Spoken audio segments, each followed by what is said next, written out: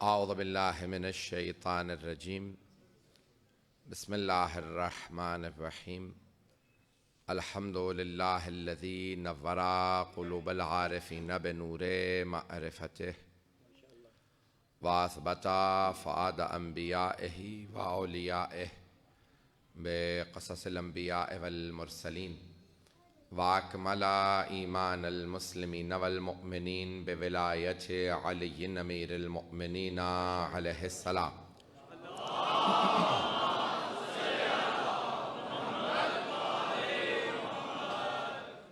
والصلاة والسلام والتحیۃ والاکرام علی افضل الموجودات العبد المؤید والرسول المسدد المصطفى الامجد المحمود الاحمد اعنی ابا القاسم محمد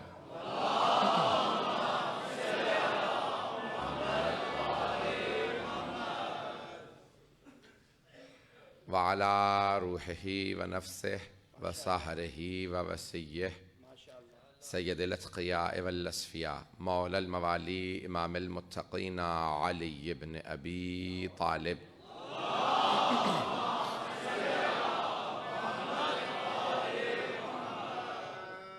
وعلى أوصيائه لا سيما بقية الله في الأرضين روحي وأرواح العالمين لتراب مقدمه الفداء واللعنة الدائمة على أعدائهم أجمعين من الآن إلى قيام يوم الدين أما بعد فقد قال الله الحكيم في كتابه الكريم بسم الله الرحمن الرحيم إنما يريد الله ليذهب عنكم الرجس أهل البيت ويطهركم تطهيرا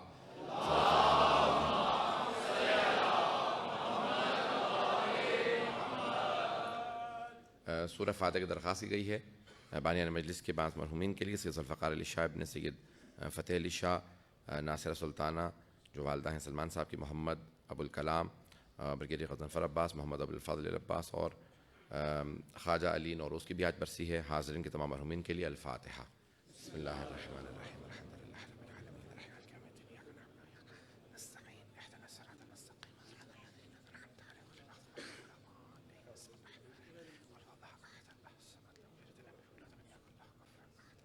ولم يكن له كفوا احد بسم الله صلوات کی زحمت فرمائیں گے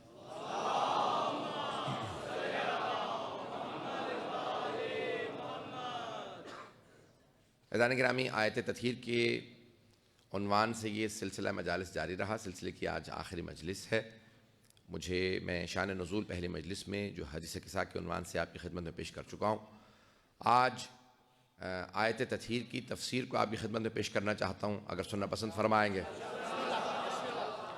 ہم نے عرض کیا تھا کہ آیت تطہیر پنجتن پاک کی شان میں نازل ہوئی ہے اور یہ تمام کے تمام عالم اسلام کے علماء نے حدیث کساء کے عنوان سے شان نزول بیان کیا ہے آج تفسیر پیش کرنا چاہتا ہوں تفسیر سے خود بخود واضح ہو جائے گا کہ آیت کا مصداق کون ہستیاں تو یہاں الفاظ ہیں انما یرید اللہ خدا کا تو بس یہ ارادہ ہے خدا کا تو بس یہ ارادہ ہے جس کے ارادے کا نتیجہ کل کائنات ہے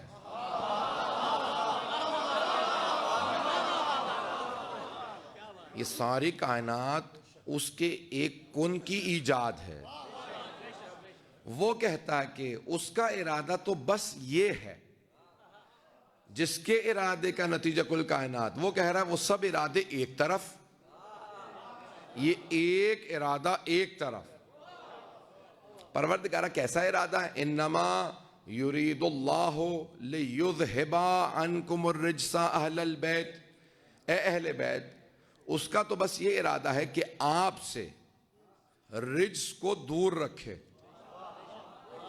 اور ایسا پاک و پاکیزہ رکھے جیسا کہ پاک و پاکیزہ رکھنے کا حق ہے اب یہاں اللہ فرما رہا ہے کہ اللہ کا ارادہ یہ ہے عزیزان گرامی اگر آپ نے اللہ کے ارادے کو سمجھنا ہے تو ذرا سورہ یاسین کی آخری آیات میں سے آیت سن لیجئے انما امرہ اذا اراد شیئا ان یقول لہ کن فیکون، کہ جب وہ اللہ ارادہ کرتا ہے تو اس کا امر یہ ہے کہ وہ کہتا ہے کہ ہو جا، اور چیزیں ہو جاتی ہیں۔ شیخ صدوق کی کتاب ہے کتاب التوحید، انگریزی ترجمہ مجھ حقیر ہی نے کیا ہے اس کا، 9 سال میں نے محنت کر کے کوشش کی کہ ترجمہ کروں، بہت پیچیدہ کتاب ہے، توحید معصومین نے بیان کی ہے۔ سننا چاہ رہے ہیں نا حضرات؟ تو پوچھا چھٹے امام سے کہ مولا کیا واقعاً ایسا ہے کہ اللہ کہتا ہے ہو جا اور چیزیں ہو جاتی ہیں؟ تو آپ نے فرمایا نہیں، یہ بھی تمہارے سمجھانے کے لیے ہے۔ اگر وہ کہے چیزوں سے کہ ہو جا تو ارادہ کیسا؟ وہ ارادہ کرتا جاتا ہے، چیزیں ہوتی جاتی ہیں۔ وہ خدا جس کا ارادہ ایسا ہو، اس کا ارادہ ہے کہ رزق کو آل محمد سے دور رکھے، جب سے وہ ہے تب سے اس کا ارادہ ہے۔ اس کا مطلب ہے وہ کچھ لے کے نہیں گیا، اس نے ہمیشہ سے رزق کو دور رکھا ہے۔ میں لفظ رزق کا ترجمہ ہی نہیں کر رہا ہوں، پیش کرنا چاہ رہا ہوں۔ لفظ رزق قرآن کریم میں 10 مرتبہ آیا ہے۔ آئیے ذرا دیکھتے ہیں یہ رزق کیا ہے۔ رے، جیم اور سین 3 حروف پہ مشتمل ہے۔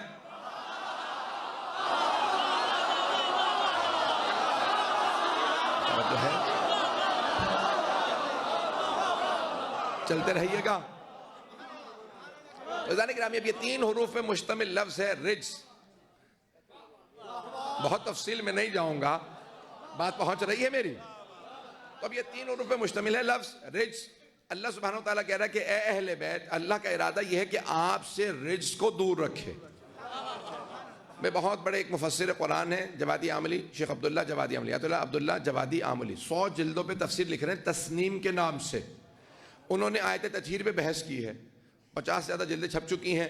وہ کہتے ہیں اللہ نے فرمایا ہے اے اہل بیت، اللہ کا ارادہ یہ ہے کہ رزق کو آپ سے دور رکھے۔ تھوڑی سی توجہ کریں گے، یہ نہیں فرمایا خالق نے کہ اے اہل بیت، اللہ کا ارادہ یہ ہے کہ آپ کو رزق سے دور رکھے۔ تھوڑی سی توجہ کریں گے، اگر اللہ معاذ اللہ یہ فرماتا کہ اے اہل بیت، اللہ کا ارادہ یہ ہے کہ آپ کو رزق سے دور رکھے، تو مفہوم یہ نکلتا کہ اہل بیت تو جانے کی کوشش کرتے رزق کے پاس، لیکن اللہ دور رکھے، رزق آنے کی کوشش کرے گا، اللہ دور رکھے گا۔ اب اگر کوئی اہل بیت کے پاس نہ آ رہا ہو،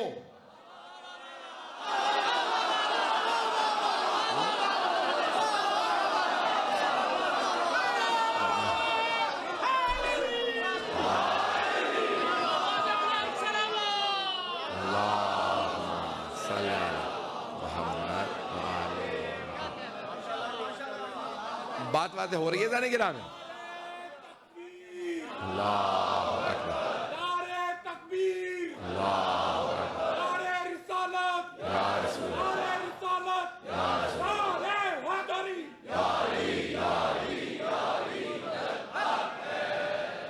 توجہ فرمائے ذہن گرامی۔ اللہ فرما یہ رہا کہ اے اہل بیت، اللہ ہر طرح کے رزق کو آپ سے دور رکھے گا، یعنی رزق آنے کی کوشش کرے گا، اللہ اسے دور رکھے گا۔ بھئی اب مجھے کہہ لینے دیجئے، جسے اللہ نے دور رکھا ہو اسے میں اور آپ کیسے پاس لا سکتے ہیں؟ اسے ہم پاس نہیں لا سکتے۔ تو اب جو اہل بیت کے پاس نہیں آتا وہ خود ہی بتا رہا ہے وہ کیا ہے۔ جو آل محمد کے پاس نہ، اللہ نے کہا ہے میں نے ہر طرح کا رزق دور رکھا۔ آئیے ذرا میں رزق کو پیش کرنا چاہ رہا ہوں آج کہ اللہ نے کیا کیا دور رکھا ہے، پھر میں مفہوم پیش کرنا چاہوں گا کہ یہاں پہ جو اللہ نے فرمایا کہ میں نے پاک رکھا، یہاں مراد کیا ہے، سننا چاہیں گے تمام حضرات؟ ویسے تو 10 آیات ہیں جن میں لفظ رزق آیا، میں صرف 2 آیات کو پیش کروں گا اگر سننا چاہیں گے۔ آیت تطہیر 1 آیت ہے، 2 اور جن میں رزق آیا، تو 3 آیات ہو جائیں گی جن میں رزق آیا ہے۔ تو ادارے گرامی، اب یہاں ارشاد باری تعالیٰ ہو رہا ہے کہ انما الخمر والمیسر والانصاب والازلام رجس من عمل الشیطان۔ اللہ فرماتا ہے کہ بے شک کہ ہم نے شراب، خمر کہتے ہیں شراب کو، جوا ازلام، انصاب، یہ سب چیزیں آل سے دور رکھی ہیں، اہل بیت سے دور رکھی ہیں، کیونکہ یہ سب ہیں رجس۔ انما الخمر والمیسر والانصاب والازلام رجس من عمل شیطان، یہ سب کی سب چیزیں رجس ہیں۔ اللہ فرما رہا ہے یہ سب چیزیں رجس ہیں۔ آپ ہی کے اسی لاہور میں کسی سر پھرے نے کہا تھا، اگر پہنچ گئے ہوں، کسی ڈاکٹر نے کہا تھا میں پی ایچ ڈی ڈاکٹر کو اگر آل کا ماننے والا نہ ہو تو سمجھتا ہوں پی ایچ ڈی سے مراد ہے پھرا ہوا دماغ۔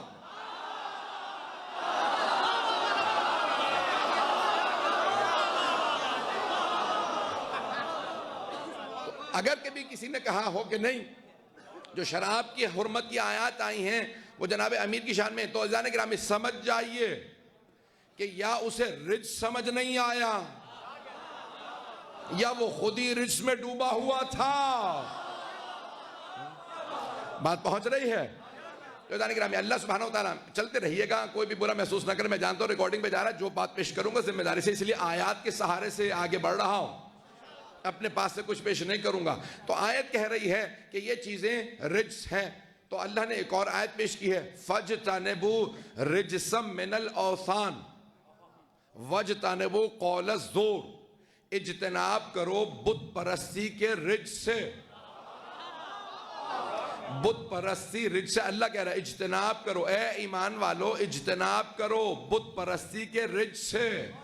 بت پرستی رجس ہے۔ وَاجْتَنِبُوا قَوْلَ الزُّورِ، زبردستی اپنی بات کے منوانے سے اجتناب کرو۔ زبردستی بات کا منوانا قول زور رجس ہے۔ توجہ سے سنیے گا، تو اللہ کہہ رہا ہے کہ اجتناب کرو بت پرستی سے، یہ رجس ہے، اور اللہ کہہ رہا ہے میں نے ہر طرح کا رجس دور رکھا، اہل بیت سے ہر طرح کا رجس دور رکھا۔ دوبارہ سن لیجئے گا، اللہ فرما رہا ہے اجتناب کرو بت پرستی کے رجس سے، اور زبردستی بات کے منوانے سے اجتناب کرو۔ زبردستی بات کے منوانے سے اجتناب کرو، یہ رجس ہے۔ چاہے انسان تیر سے زبردستی بات منوائے، چاہے بندوق سے بات منوائے، چاہے خودکش حملوں سے بات منوائے، زبردستی بات منوانا رجس ہے۔ اب جہاں جہاں دہشت گردی ہو سمجھ جائیے وہ رجس کے ماننے والے ہیں۔ ہم دلیل سے بات کرتے ہیں، دشمن زور سے۔ میں اس سے زیادہ کھول کے نہیں پڑھ سکتا ہوں۔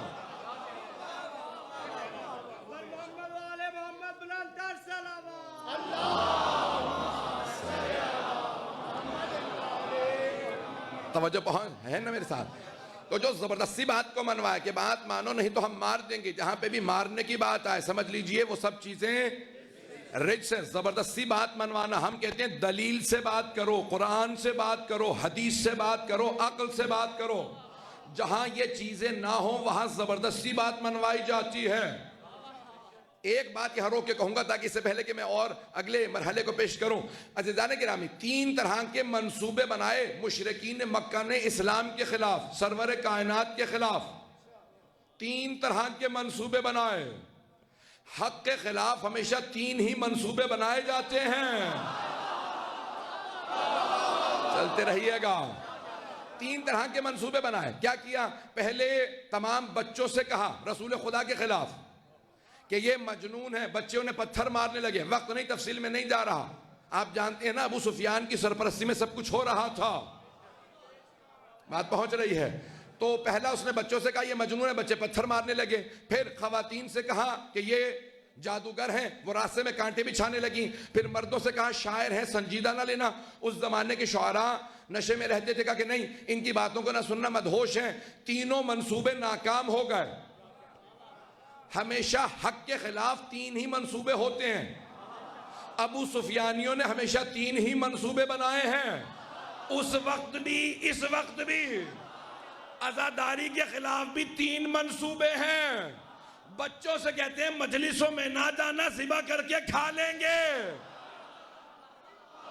خواتین سے کہتے ہیں بے حرمتی ہوتی ہے مجلسوں میں نہ جانا۔ مردوں سے کہتے ہیں مجلسوں میں نہ جانا، نکاح ٹوٹ جائے گا۔ گھبرا کے تو نہیں سن رہے ہیں؟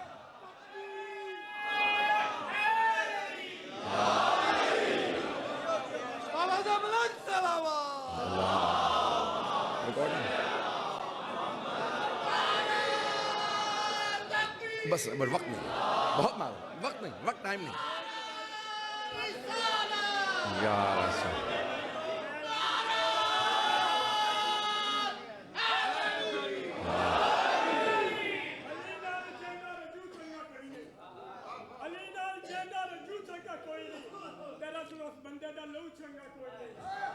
علی دا نام سن کے جڑا منہ چا بتاوے یا ماں دی غلط ہے یا پیو چنگا کوئی نہیں. میں علی آباد ہے جو علی کا بھیجا ہوا رزق کھا کر آیا ہے.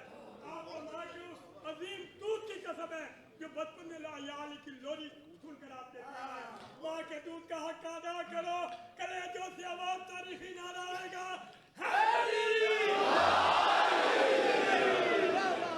محبتوں کا ممنون ہوں، ساتھ ساتھ چلتے رہیے گا. وقت کی قلت کی وجہ سے جلدی کر رہا ہوں، وَإِلَّا مجھے نعروں سے مجلس کی رونق ہی نعرے ہوتے ہیں. عزیزان گرامی میں ساتھ ساتھ آپ کو سب کو لے کے چلنا چاہ رہا تھا. ابھی تک توجہ ہے میرے ساتھ؟ عزیزان گرامی اب یہاں اللہ نے کہا زبردستی بات منوانا، زور گوئی کرنا یہ رجس ہے. دوسرا اللہ نے اس سے پہلے کہا شرک یا بت پرستی رجس ہے. فَاجْتَنِبُوا الرِّجْسَ مِنَ الْأَوْثَانِ، بت پرستی رجس ہے. کیونکہ ٹی وی پہ بات جا رہی ہے اس لیے ذمہ داری سے ایک سارے مسلمانوں کے لیے بات پیش کرنا چاہتا ہوں. سارے مسلمانوں کا، ہمارے بھائیوں کا نظریہ یہ ہے کہ تمام کے تمام صحابہ ہیں رضی اللہ عنہم، سوائے علی ابن ابی طالب کے. ہمارے نزدیک وہ ہیں علیہ السلام. لیکن ہمارے بھائی یہ کہتے ہیں کہ نہیں، علی ہے کرم اللہ وجہہ. کچھ لوگ پہنچ گئے، وہ کہتے ہیں سب ہیں رضی اللہ عنہم سوائے علی ابن ابی طالب کے. وہ ہیں کرم اللہ وجہہ، اللہ نے ان کے چہرے پہ کرم کیا ہے. تو بھائیوں سے پوچھئے کیا کرم کیا ہے؟ تو تمام کے تمام مسلمان بھائی یہ کہتے ہیں کہ سارے کے سارے صحابہ رسول خدا کے اعلان رسالت سے پہلے بتوں کو سجدے کرتے تھے، لیکن اللہ نے علی کے چہرے پہ کرم یہ کیا ہے، علی کی پیشانی کبھی بھی بتوں کے سامنے نہیں جھکی. اب کچھ لوگ پہنچ گئے. بھئی توجہ رہیے عزیزان گرامی، سارے مجمع کی توجہ ہو.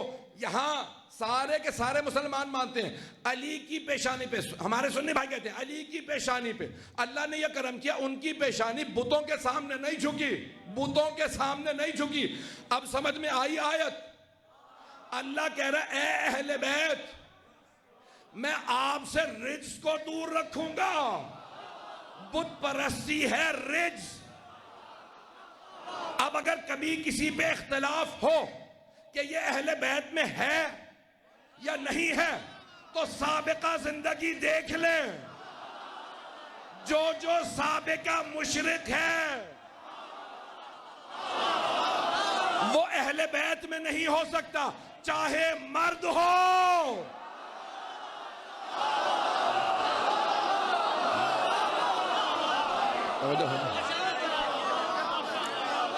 بات پہنچ رہی ہے عزیزان گرامی. اب اللہ سبحانہ و تعالیٰ فرما رہا ہے کہ سابقہ طور پہ جو بھی مشرک رہا ہو وہ اہل بیت میں نہیں ہو سکتا. میں نے بات کہہ دی ہے، سابقہ زندگیاں دیکھتے چلے جائیے، پتہ چل جائے گا کون کون اہل بیت میں ہے، کون کون اہل بیت میں نہیں ہے. میرا ایک خاصہ ہے جو آپ کی محبتوں کی نظر کر رہا ہوں. عزیزان گرامی، فتح مکہ ہو گئی. پیغمبر اسلام نے ایک مرتبہ کہا یا بتوں کو میں توڑوں گا یا میرا بھائی علی توڑے گا. میں ہاتھ باندھ کے جناب رسالت میں آپ کی خدمت میں عرض کروں گا یا رسول اللہ بت ہیں، یہ کعبے میں رکھے ہوئے بت ہیں، بت ہیں. نہ مرحب ہے، نہ حارث ہے، نہ انتر ہے، نہ عمر ابن عبد ود ہے، نہ ہاتھوں میں تلواریں، نہ بازوؤں پہ کمانے. ان میں کوئی دم نہیں، کوئی طاقت نہیں، اوروں سے توڑوا دیتے. یہاں لڑنے کی ضرورت تو ہے ہی نہیں. بھائی بت رکھے ہیں تو جو میدان میں نہیں لڑ سکتے تھے ان سے کہتے بتوں کو توڑ دو. پتہ نہیں لوگ ہیں، پتہ نہیں مجمع ہے یا نہیں ہے. بھائی کوئی خاموش نہیں سنے گا. یا رسول اللہ بتوں کا معاملہ ہے، جنگجوؤں کا بھیڑیوں کا معاملہ نہیں کہ علی کی ضرورت ہو.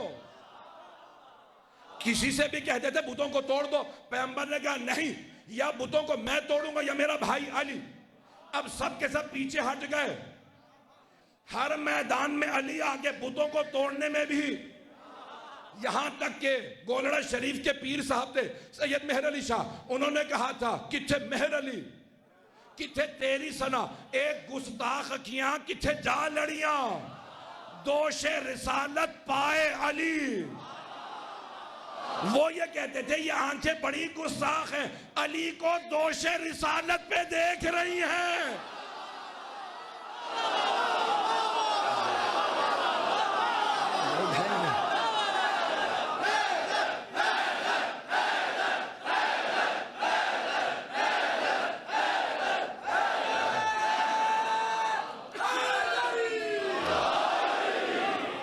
توجہ، اسی محبت سے مجھے جملہ مکمل کر لینے دے. تو عزیزان گرامی، پیغمبر نے بتوں کو توڑا، پھر کہا یا علی یہ جو اونچائی پہ بلندی پہ رکھے ہیں نا بت، آپ میرے کاندھوں پہ سوار ہو، توڑ دیں. مجھے تاریخ سے بحث نہیں، پہلے کیا ہوا بعد میں کیا ہوا. اتنا پتا پیغمبر نے کہا علی نے سارے بتوں کو توڑا. میں سوچتا یہ تھا پیغمبر نے کسی اور سے کیوں نہیں کہا بھئی بتوں کا توڑنا ہے آپ توڑ دیں. میرا دل یہ کہتا ہے پیغمبر سمجھ رہے تھے کسی اور سے کہوں گا تو ایسا نہ ہو بت دیکھیں اور کہیں اب تک تو تم پوجتے رہے تھے، آج توڑنے آ گئے.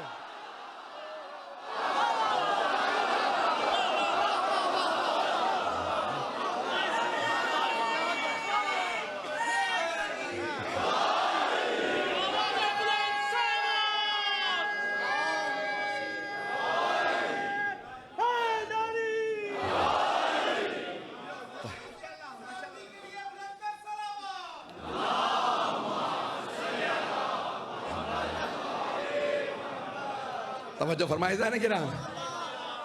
اب سمجھ میں آ رہا ہے آیت تطہیر کا مفہوم. اگر بات پہنچ رہی ہو کہ سرور کائنات یہ آیت تطہیر کے مصداق کو لے کے آئے تھے، تو اب یہاں پہ کہا ہر طرح کے، اللہ فرما رہا ہے میں نے ہر طرح کے رجس کو دور رکھا ہے. آپ کی محبتوں اور عقیدتوں کی نظر کر رہا ہوں چند جملے جناب سیدہ خاتون جنت کی شان میں. تو اللہ فرما رہا ہے میں نے ہر طرح کے رجس کو اہل بیت آپ سے دور رکھا ہے اور آپ کو پاک و پاکیزہ رکھا ہے. کیا نہیں ہے، وہ اور ہیں جنہیں پاک ہونے کی ضرورت ہے. اہل بیت وہ ہیں جو دنیا کو پاک کرنے آئے ہیں. روک کے جملہ کہہ رہا ہوں، میں نے کسی مقام پہ کہا تھا، آپ نے اگر سن بھی رکھا ہے نا، سوشل میڈیا کے ذریعے جملے پہلے پہنچ جاتے ہیں، آدمی بعد میں پہنچتا ہے، پھر بھی محبت سے سن لیجئے گا. اگر سن بھی رکھا ہے تو سن لیجئے گا.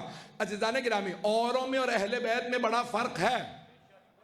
صحابہ میں رضی اللہ عنہم میں اور اہل بیت علیہم السلام میں بڑا فرق ہے.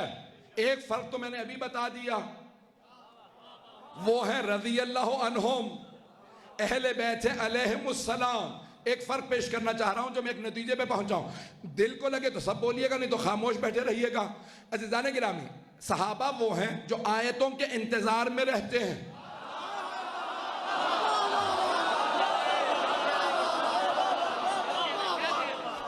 صحابہ آیتوں کے انتظار میں رہتے ہیں. آیت آئے تو ہم عمل کریں، اور آیتیں آتی تھیں وہ عمل کرتے تھے. آیت آئی اقیم الصلاۃ، نماز قائم کرو، صحابہ نے نماز شروع کر دی. آیت آئی وآتوا الزکاۃ، زکوٰۃ ادا کرو، انہوں نے زکوٰۃ ادا کی. آیت آئی یا ایھا الذین آمنوا کتب علیکم الصیام کما کتب علی الذین من قبلکم لعلکم تتقون. اے ایمان والو تم پہ روزے لکھ دیے گئے ہیں جس طرح گزشتہ امتوں پہ لکھے گئے تھے تاکہ تم متقی بن جاؤ. صحابہ نے روزے رکھنا شروع کر دیے. گھبرا تو نہیں رہے ہیں؟ وَلِلَّهِ عَلَى النَّاسِ حِجُّ الْبَيْتِ مَنِ اسْتَطَاعَ إِلَيْهِ سَبِيلًا. گلا ساتھ نہیں دے رہا، سنیے گا. آیت آئی کہ وہ جو استطاعت رکھتے ہیں ان پہ اللہ کے گھر کا حج واجب ہے، استطاعت والوں پہ. صحابہ حج پہ چلے گئے. آیت آئی انہوں نے زکوٰۃ دی. آیت آئی انہوں نے خمس دیا. آیت آئی جہاد پہ گئے. البتہ آیت نہیں آئی تھی کہ جہاد سے بھاگ جانا.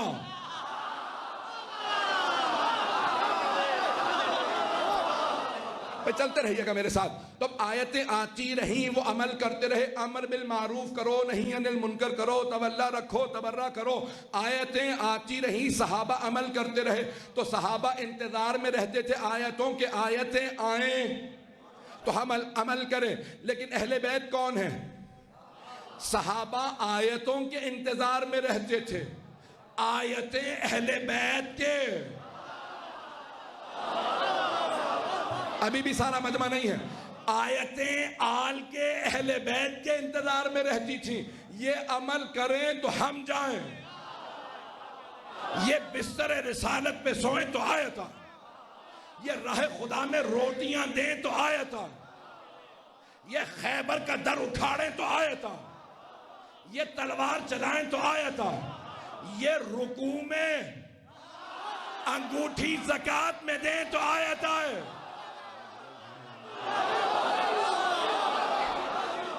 صحابہ کا اہل بیت سے مقابلہ نہ کرنا. صحابہ غلام ہے, اہل بیت مالک ہے.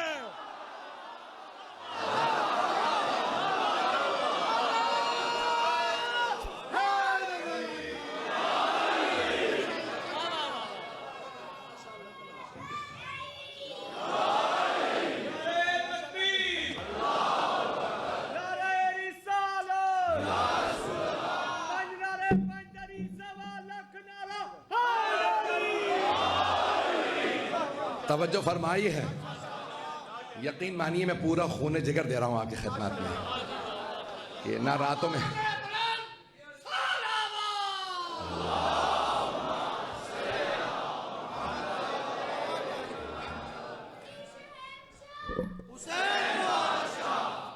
توجہ ہے میرے ساتھ عزیزان کرام.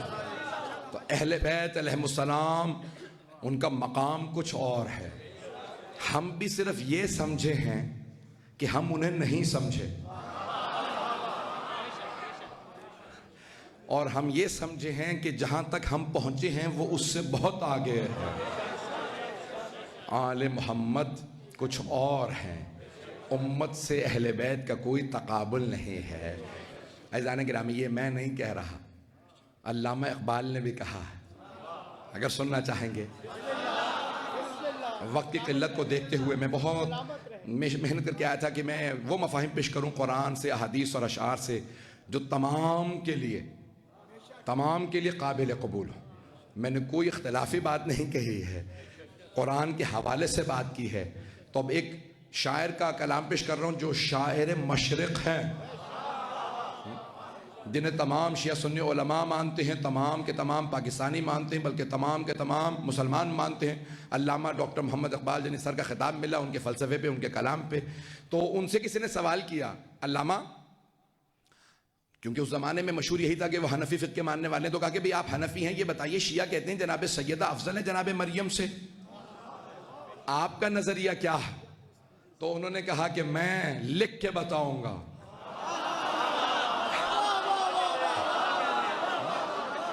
اب علامہ اقبال کے فارسی کے بہت سے مجموعے ہیں, اسرار خودی اور رموز بے خودی. رموز بے خودی سے میں یہ پوری نظم پیش کرنا چاہ رہا ہوں, پوری اگر موقع ملا تو, کیونکہ مجھے ترجمہ کرنا ہے. کلام سارا علامہ اقبال کا ہوگا, ترجمہ میرا ہوگا, اور بیچ میں حاشیہ میرا ہوگا. تو اب سارے اگر سننا چاہیں گے تو پڑھوں گا. تو اب علامہ اقبال سے پوچھا, بتائیے کون افضل ہے, جناب مریم یا جناب سیدہ؟ تو انہوں نے پوری نظم لکھی فارسی میں, کہ مریم از یک نسبت عیسیٰ عزیز, از سے نسبت حضرت زہرا عزیز. کہ جناب مریم کا بس ایک عیسیٰ سے رشتہ تھا, ایک نسبت تھی, عیسیٰ کی ماں ہے. کہ سیدہ کی 3 نسبتیں ہیں. شاید مجھے ترجمے کی ضرورت نہ پڑے, ہے مجمع اسی بیداری سے سنیے گا. تو علامہ اقبال کہتے ہیں مریم از یک نسبت عیسیٰ عزیز, یعنی جناب مریم کی جو عزت و احترام ہے وہ ایک نسبت سے عیسیٰ. از سے نسبت حضرت زہرا عزیز. کون سی 3 نسبتیں؟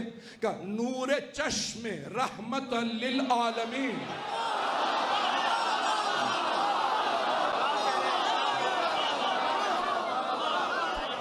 کہ نور چشم. اب کہہ سکتے تھے دختر کہہ سکتے تھے کہ نہیں، نور چشم وہ جو کائنات کی آنکھوں کی ٹھنڈک ہے، ان کی آنکھوں کا نور فاطمہ ہے. میں نے کہا، اقبال نے کہا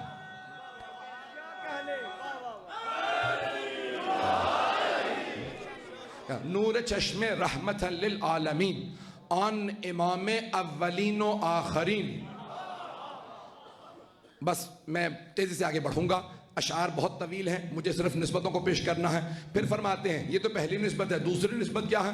فرماتے ہیں بانوئے انتاج دار حل عطا. کا زوجہ کس کی ہیں؟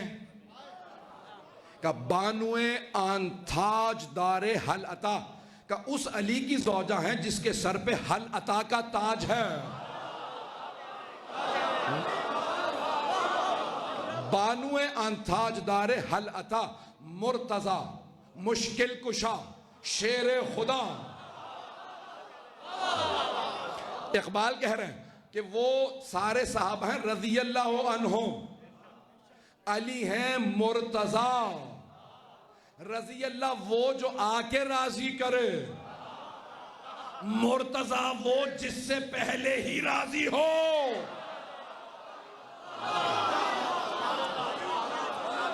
مرتضی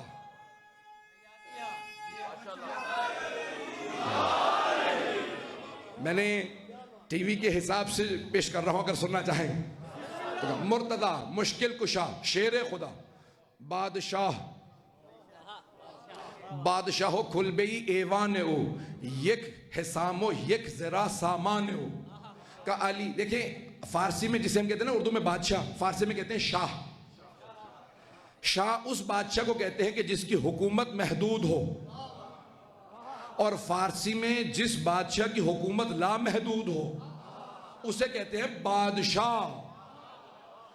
علامہ اقبال کہتے ہیں علی کون ہے؟ کہ بادشاہ ہو کل بئی ایوان ہو، کہ کائنات کے بادشاہ تھے علی، لیکن گھر بڑا چھوٹا سا تھا. کہ وہ جو چھوٹے سے گھر سے بیٹھ کے کائنات کا نظام چلائے، وہ ولی علی ہے. یہ ولایت پہ مجھے نہیں معلوم مجمع چلے گا، میرے ساتھ یہ نہیں چلے گا. یک حسام ہو یک ذرا سامان ہو. دنیا میں کہا کہ علی نے صرف ایک گھوڑا رکھا تھا، ایک ذرا تھے. ایک جملہ میں کہوں گا، حاشیہ میرا بھی سن لیجئے گا، برا لگے تو بہت معذرت. میں پہلے کہیں پہ کسی مقام پہ کہہ چکا ہوں، جو دنیا سے دولت جوڑ کے غنی بنے اور ہیں، جو سب کچھ لوٹا کے امیر کہلائے وہ علی ہے.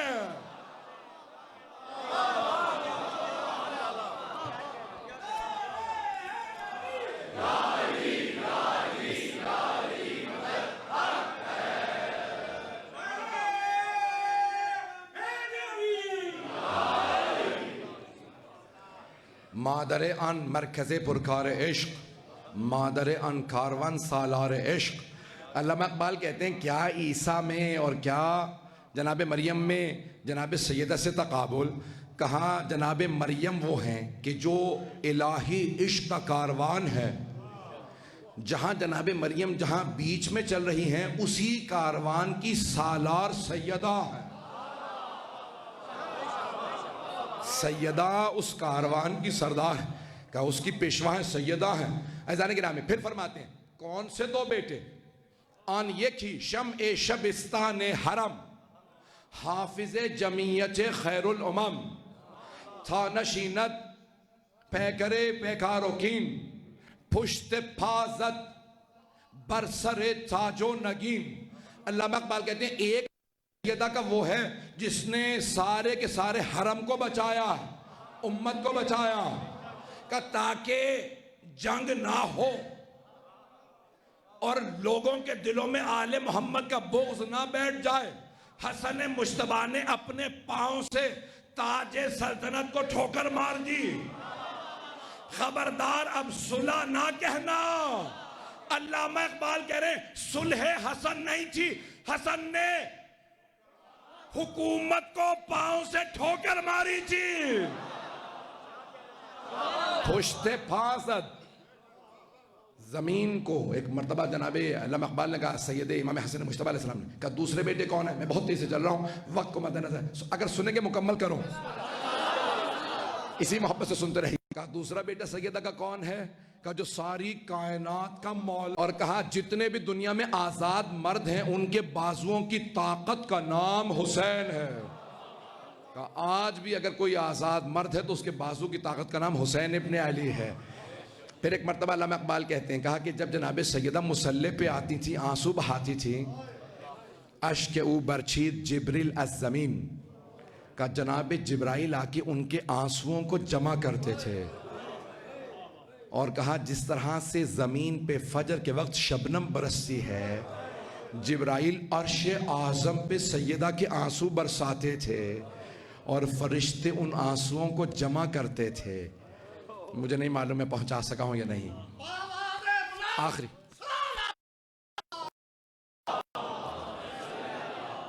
نہیں، صلوات کی اس سے بہتر انداز سے زحمت فرمائیں گے.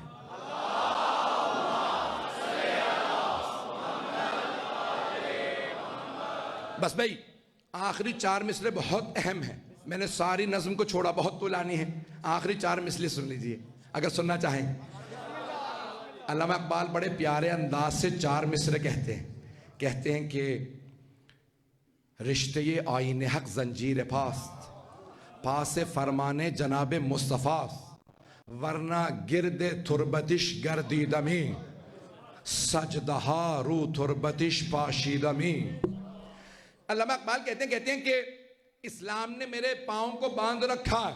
سرور کائنات کے فرمان کا اگر پاس نہ ہوتا تو میں کعبے کو چھوڑ کے سیدہ کی قبر کا طواف کرتا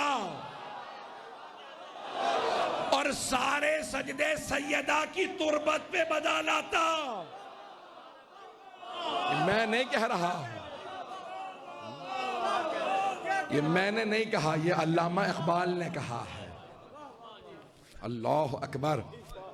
عزیزان گرامی، اگر شاعر مشرق اس انداز سے اپنی عقیدت کا اظہار کرتے ہیں کہ جو ڈاکٹریٹ حاصل کرنے کے بعد کہتے ہیں سیدہ سب کچھ ہے، خبردار آج کا کوئی روشن فکر مفکر یہ نہ کہے مجھے سیدہ سمجھ نہیں آ رہے. یہ تمام پاکستانیوں کو اس ٹی وی کے ذریعے میں دعوت فکر دے رہا ہوں کہ علامہ اقبال جن کو انگریزوں نے، یورپینز نے، جرمنوں نے، سب نے تسلیم کیا کہ ان سے قابل آدمی نہیں ہے، انہوں نے کہا کہ میری پیشانی کے سجدے سیدہ کی تربت پہ ہیں، میرے طواف کا مرکز خاتون جنت کا روضہ ہے. اقبال نے بہت پہلے کہا تھا، 1938 میں ان کا انتقال ہو گیا تھا. میرا دل کہتا ہے اقبال نے رموز بے خودی 1926 سے پہلے لکھی ہوگی. کچھ لوگ پہنچ گئے ہیں. 1926 سے پہلے لکھی ہوگی جب جناب سیدہ کی قبر ابھی گرائے نہیں گئے تھے.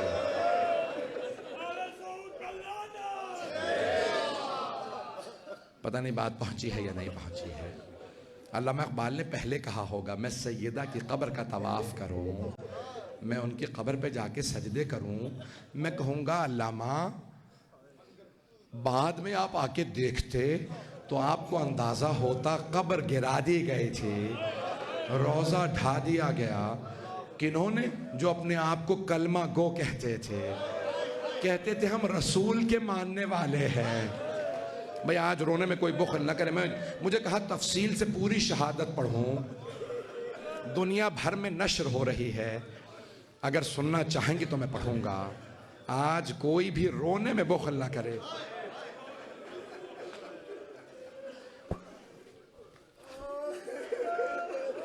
اگر میں 1 گھنٹہ بھی بی بی کے صرف مصائب پڑھتا تو مصائب بی بی کے ختم نہیں ہوتے. آج بہت سے مسلمان ہمیں یہ کہتے ہیں کیسے ممکن ہے کہ ابتدائی مسلمانوں نے بی بی کو صدمے دیے ہوں. ہم ان سے کہتے ہیں اب تو سن لیا تھا نا سب نے کہ کچھ مسلمانوں نے صدمے دیے، پھر بھی اب سے تقریباً 100 برس پہلے اس زمانے کے مسلمانوں نے قبر کو گرا دیا. سن چکے تھے جب اس زمانے کے مسلمان روزہ ڈھا سکتے ہیں تو اس زمانے کے مسلمان دروازہ کیوں نہیں گرا سکتے؟ بلکہ میں ایک ہاتھ جوڑ کے جملہ کہوں گا، مجھے معاف کر دیجئے گا، یہاں بہت سے مومنین مجھے پتا ہے جناب سیدہ کے مسائب برداشت نہیں کر پاتے. اگر اس زمانے کے مسلمانوں نے جرت نہ کی ہوتی دروازے پہ آگ لانے کی، وہ آگ نہ لائے ہوتے تو پھر اس زمانے کے مسلمان بلڈوزر نہ لاتے.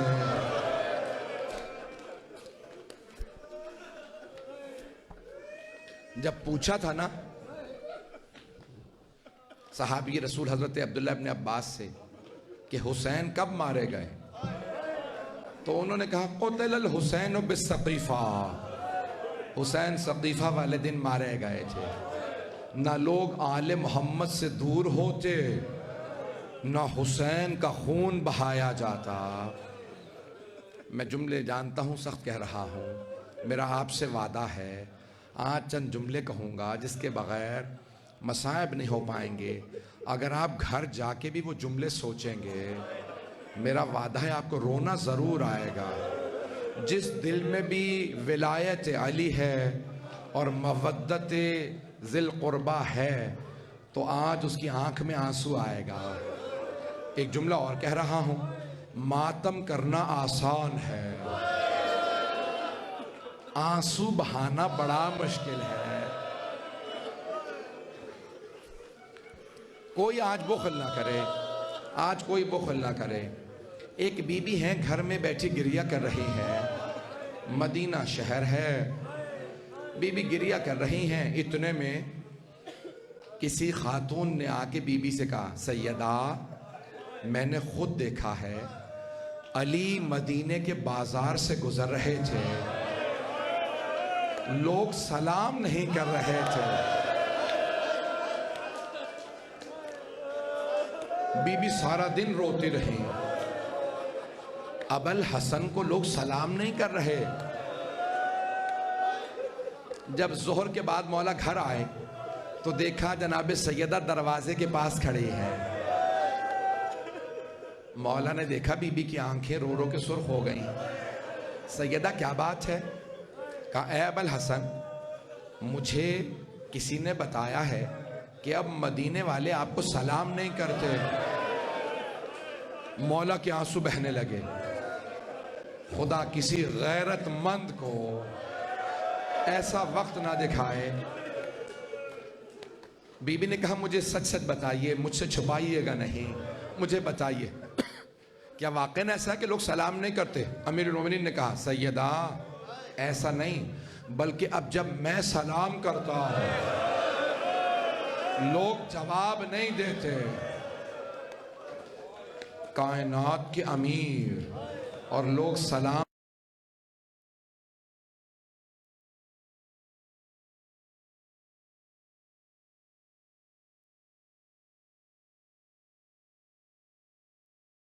سیدہ نے کہا کہ آپ سے متعلق اب جناب امیر گھر آئے گا سیدہ آج مدینے والوں نے آپ کی شکایت کی ہے. جناب سیدہ رونے لگی. کہا میری شکایت کی ہے؟ کہا ہاں. کیا شکایت کی ہے؟ کہا مدینے والے کہتے ہیں یا علی سیدہ سے کہو یا دن میں رویا کریں یا رات میں رویا کریں. یا علی سیدہ دن رات روتی رہتی ہیں، ہم آرام نہیں کر پاتے. بڑے بڑے علماء نے بحث کی ہے کہ آیا بی بی اس بلند آواز سے روتی تھی کہ مدینے کے ہر گھر میں آواز جاتی تھی؟ کہتے ہیں نہیں. کہ پھر مدینے والوں کو پتہ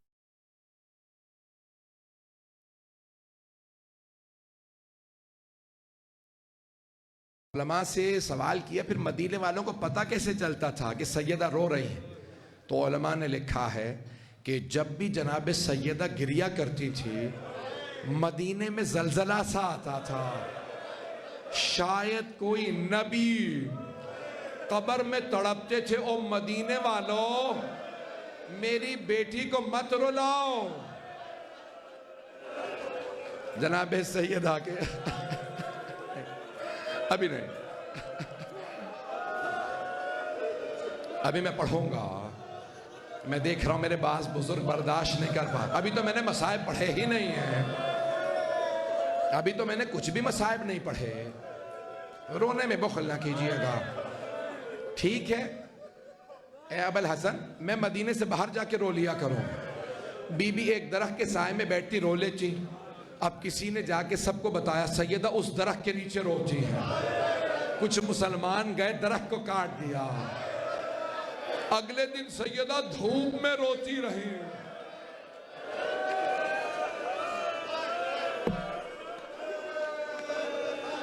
بی بی دھوپ میں بیٹھ کے روتی رہی. مولا نے کہا نہیں سیدہ میں آپ کے لیے ایک بیت الحزن بنا دوں گا. ایک چبوترا بنایا، بی بی اس کے سائے میں روتی تھی اور رو رو کے کہتی تھی صبت علیہ مصائب لعنہا صبت علی الایام سرنا لیالی. بابا آپ کے بعد اتنے مصائب آئے ہیں مجھ پہ، اگر دنوں پہ اتنے مصائب آتے رات کی تاریکیوں میں بدل جاتے، اگر پہاڑوں پہ مصائب آتے وہ ریزہ ریزہ ہو جاتے. بس بھئی کچھ تو مصائب آئے ہیں نا بی بی پہ. اگر دیکھ سکے تو ایک جملہ کہوں گا، بی بی کا ایک ہاتھ ہمیشہ پہلو پہ رہا کرتا ہے، ایک ہاتھ پہلو پہ ہے. جناب سیدہ کروٹ نہیں لے پاتی تھی.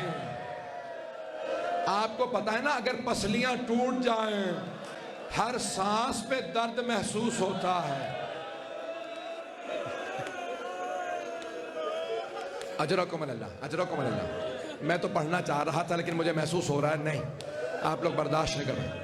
4 سے 5 منٹ میں تمام کر دوں گا. اگر آپ لوگ ایسے ہی روئیں گے میں پھر سارے مصائب نہیں پڑھوں گا. سنیں گے میرے بعض برادران کہنے نہیں پڑھ دیں سارے مصائب. تاریخ میں 3 ایسے غسل دینے والے ہیں جو غسل چھوڑ کے رونے لگے. ایک ہے امام باقر، جب مولا سجاد کو کروٹ دی پشت پہ پانی ڈالنے کے لیے تو مولا باقر بلند آواز سے رونے لگے کہ ہائے میرے بابا آج تک کمر پہ نشان باقی تھے.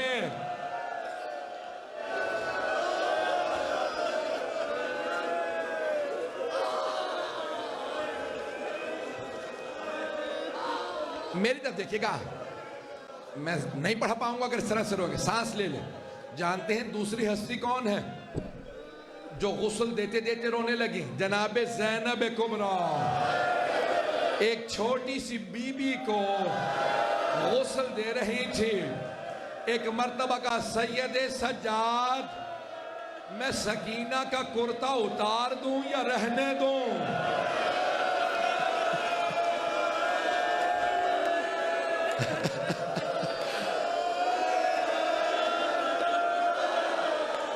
جانتے ہیں تیسری ہستی کون ہے؟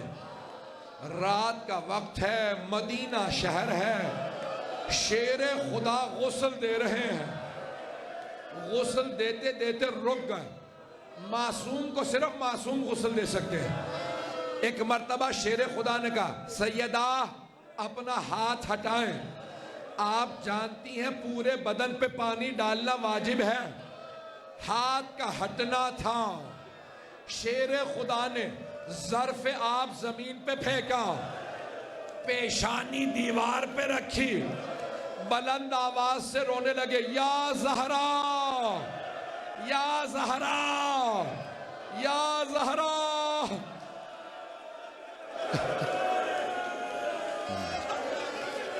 جناب فضہ آ گئی.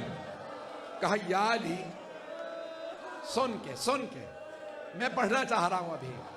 جناب فضہ نے کہا یا علی کبھی شیر بھی ایسے روتے ہیں؟ یا علی میں نے آپ کو کبھی بلند آواز سے روتے نہیں دیکھا. یا علی کیا بات ہے؟ آپ اتنی بلند آواز سے رو رہے ہیں. مولا نے رو کے کہا فضا زہرا نے مجھ سے چھپایا. زہرا کی پسلیاں ساری ٹوٹ گئی تھی. میں نے تمام کر دیا. تھوڑی سی دیر بس بھئی میں نے تمام کر دیا. بیت الاحزان میں شیخ عباس قمی کہتے ہیں کہ غسل کے بعد کفن دیا جاتا ہے. مولا نے کفن دیا. آپ جانتے ہیں نا کفن دینے کے بعد گھر والوں کو الوداع کرنے کے لیے بلایا جاتا ہے. مولا نے کہا فضا میرے بچوں سے کہو ماں سے وداع کر لیں. اتنے میں جناب زینب جناب ام کلثوم کو لے کے آئے. جیسے ہی دونوں بیویاں آئیں نا جناب سیدہ سے لپٹ کے رونے لگے. باپ سے بیٹیوں کا رونا برداشت نہیں ہوتا. مولا رونے لگے میری بیٹیوں تھوڑا صبر کیجئے.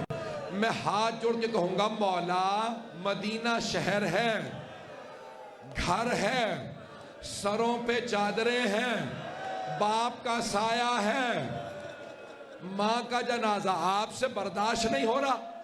مولا ذرا کوفے کے بازار میں دیکھیے آپ کی بیٹیوں کو پتھر مارے جا رہے ہیں, شمر کا تازیانہ ہے, باغیوں کے نعرے ہیں. اجرکم اللہ. آخری جملے 2 سے 4 منٹ کی زحمت دوں گا. مولا نے کہا فضا میرے بیٹوں کو بلائیے. امام حسن آئے, ماں سے لپٹ کے رونے لگے. اتنے میں مولا علی نے کہا فضا حسین کہاں ہے, میرا حسین کہاں ہے. جناب فضا نے کہا یا علی حسین کہتا اگر میری ماں فخر مریم ہے تو میں فخر عیسیٰ ہوں. جب تک ماں نہیں بلائے گی میں نہیں آؤں گا. مولا نے آواز دی حسین ماں سے وداع کر لو. مولا حسین آئے, آ کے دروازے میں کھڑے ہو گئے. دونوں ہاتھ دروازے پہ رکھے, بلند آواز سے رو کے کہا اماں مجھے بلا لو. تمام مقاتل میں ہے, کفن کے بند کھل گئے, 2 ہاتھ باہر نکلے. جناب سیدہ نے ہاتھ پھیلائے. میرا دل کہتا ہے بی بی نے کہا ہوگا میرے پیاسے, میرے غریب, میرے مظلوم, ماں سے ناراض نہ ہو, میں چھوڑ کے نہیں جا رہی, میں کربلا ساتھ جاؤں گی. جب شمر خنجر چلائے گا میں ہاتھ گردن پہ رکھوں گی.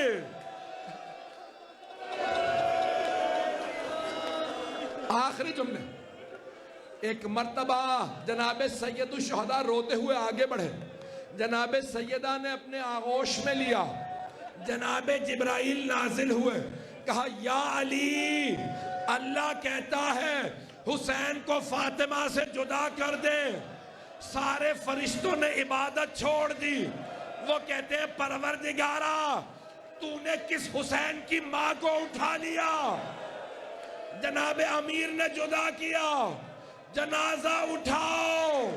میں کہوں گا مولا آپ کے لال کے لاشے پہ گھوڑے. آخری جملہ. آپ سے برداشت نہیں ہو رہا, نہ مجھ سے پڑھا جا رہا ہے نہ آپ سے سنا جا رہا. جناب سیدہ نے امام حسین میں بڑی مناسبتیں, بڑی نسبتیں ہیں, بڑی مماثلتیں ہیں. سننا چاہیں گے؟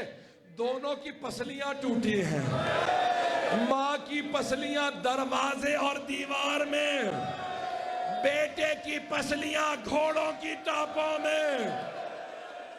ماتم حسین